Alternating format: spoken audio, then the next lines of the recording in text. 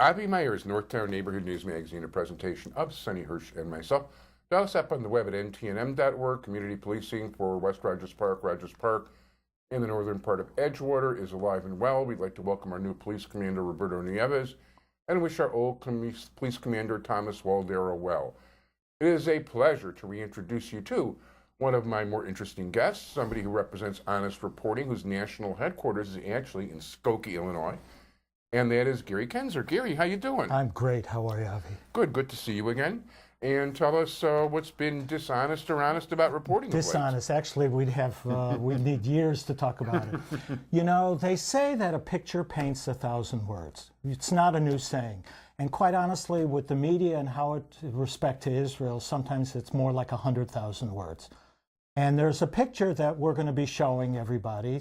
Take a look at it. And it's not an awful picture, but it's a picture of a limbless child from Gaza, who was born with a disease and had to have all of his limbs removed so that he could live. So he was actually, no hospital would take care of him in Gaza. So of course, where did he go? Israel. Really? At Tel Shomer. And the doctors operated on him successfully, and he lived. Of course, the parents would not take responsibility, would not even take the kid anymore, and would not pay for the surgery. So the doctors raised enough money to pay for the surgery, and the child still lives today. But that's not where the story really ends, because if you look at the picture that people are looking at right now, there's a picture of a wonderful smiling child, unfortunately with no limbs, in the hospital at Tel Shomer.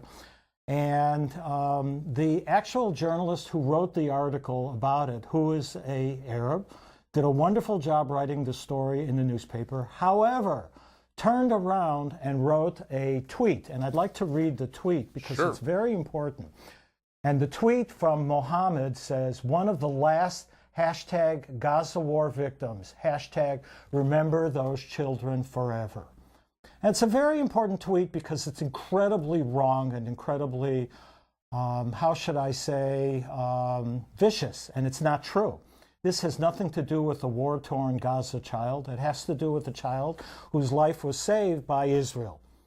And this, unfortunately, was tweeted all over the world, and we're working very actively to get an apology from this journalist who wrote a wonderful article and then turned around and wrote just a god-awful tweet. Unreal. I wonder if he was pressured or what, but... It seems like he changed his attitude. I mean, this child's life was saved. There's no question about it. And the fact that the doctors wanted to do this very desperately because it was saving a life, and you know what we feel about saving a life. Yeah, no, it's if you save one life, it's as if you've saved the entire world. Absolutely. So the second thing that I want to talk about... By the way, just to point out, I just want to add to your point. People don't realize that right now that 30% of the medical aid in Nepal is coming from Israel. And, you know, even when you had Hurricane Katrina, who sent aid over there? Oh. You know, it was Israel. And not to mention, you know, what happened in Haiti and all the rest of it and And unfortunately now, are we running out of time? No, we're fine. I just want to, go ahead. And unfortunately now the news has, in the Middle East world, has said, and this is the next country that Israel's trying to occupy, which is such a 180 from what everybody realizes what's really going on. Okay, it's not even close to reality. But, you know, unfortunately, when people read stuff like this, they believe what they read. And if you see it over and over and over, we've talked about this, you see something repeated over and over and over, whether it's true or not, what happens in your mind, you believe it's true. That's unfortunate. So Israel's not trying to occupy the land in Nepal at all. The other fascinating thing that's come up is we all know that Jimmy Carter was in Israel and, quote, Palestine, and he was supposedly trying to meet with Israeli leadership, and they refused to meet with him. I think that there's some fairly good reason for not doing that, but that's their political decision. Unfortunately, just in the last day in the Middle East world, particularly in the Arab world, and I'll show you the headline here from the Arab Daily News, Israel's snub of Carter is a rejection of peace. And I have to tell you that this article has been read over 100,000 times already, and it just came out today. So I don't even know about the Facebook forwards and the tweets and all that, but what a deceiving article.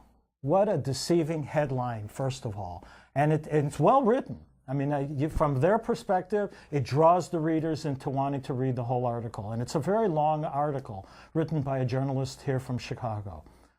So I just want people to be clear and understand that what you see can be very deceiving, and don't look at a picture and think that it's exactly what it's trying to say. No, that's very important. And the fact is, listen, besides for honest mistakes, which do exist, I mean, the deliberate mistakes are unbelievable. Well, and you know, a picture says a lot. And if you put the right picture in, set like a picture from, you know, down on the ground. What is, you take a picture of a bunch of soldiers from down on the ground, what does that convey? Power, giants, might, power. So it's very deceiving, and we just want people to be knowledgeable. Go to our website, honestreporting.com. And by the way, also call me at the honestreporting.com office to schedule an event coming up. I know organizations are planning their year ahead already, so I'd be happy to do it. So, and you are a very good public speaker. Thank you very much. So, no, I urge people to do that. You know, when I read, because I am an avid reader and also like to keep track of things. And, you know, having been in the newspaper business as long as I have, and putting out as many papers as I do, if I get anything wrong, I do hear about it. People have a tendency, you know, you print about 15,000, 20,000 papers, and people read something that isn't right, they will let you know more than they'll give you a pat on the back. Right.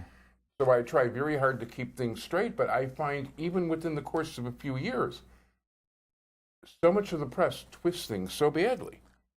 And, you know, that people's foundation for beginning to think what happened from where comes from, you know, if the first step of the ladder is broken, you're not getting up that ladder.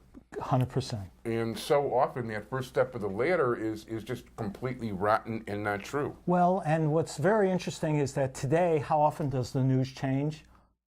Every second. I mean, it did even 50, 60, 70 years ago, but we didn't have the access to it like we do today. All I got to do is refresh my screen if I want a new story. 100%. So you'll get the same story repeated differently, you know, as things update.